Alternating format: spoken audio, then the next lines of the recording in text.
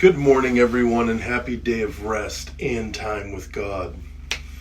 In a previous video, I talked about cultural understanding. If you haven't seen it yet, you should check it out. Click the link in this description. I'm here to share an example of that today. Love can hurt. Many well-intentioned people have done more harm than good while attempting to care for others.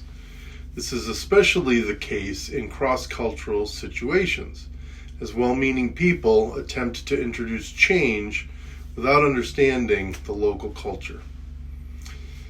But it can even be true in our homes. Paul's words in Colossians 3:18 through 4:1 have been misused countless times by those seeking to gain or maintain power. Yet when we examine the passage closely, we find that Paul's main goal is to teach the church in Colossae to help without hurting as he works towards seeing cultural norms in the light of the gospel. When Paul talks about wives submitting to their husbands, which I'll dive deeper into with another video in the near future, he frames it in the light of the phrase, "Husbands, love your wives," verse 18 and 19. The submission he speaks of is not about giving up will or freedom. Yes, wives, I'll repeat that for your husbands. It is not about giving up will or freedom. Paul is acknowledging the cultural and economic realities of the time and encouraging the church to operate within those norms. In Greco-Roman culture, the idea of a married woman having their own livelihoods and thus holding complete autonomy in decision was incomprehensible. Women couldn't own property or even vote. Paul acknowledges that Christ's work in making all people equal will radically reframe culture, which can be found in Galatians chapter 3.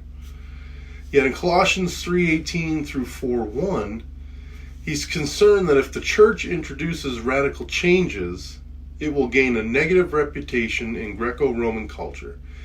He wants the Christian work in culture to help, not harm. It's for this same reason that Paul includes a provision for masters and slaves. However, as with men and women, he reframes the cultural norms to the extent possible.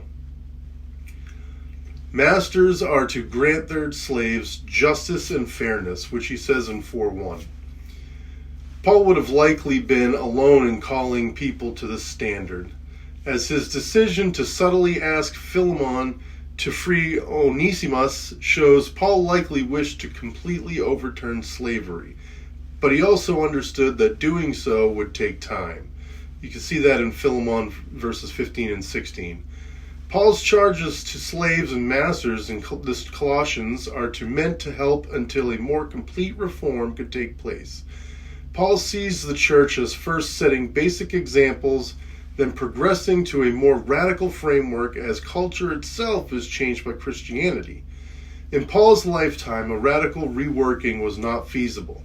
It would have resulted in culture completely rejecting Christ, and thus ended the framework he was trying to make happen.